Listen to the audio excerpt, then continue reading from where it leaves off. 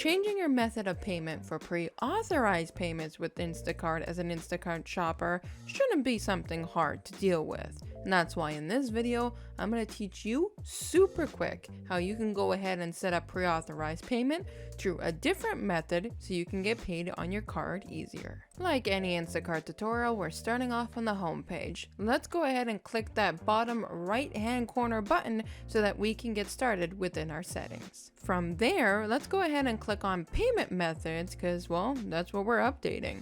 Now, your current bank should already be listed, so let's go ahead and edit that by hitting that edit button. Now, Instacart is pretty big on verification codes, so they're going to send you a verification code by text message. They prefer if you keep it private, so don't go sending it to anybody.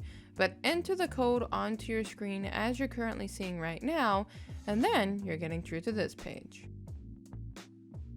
The last thing you gotta do is enter in the banking information, so go ahead and pop in that transit number, that financial institutional number, and the account number. And if you don't know where to get this information, you can always find it on a void check with your bank.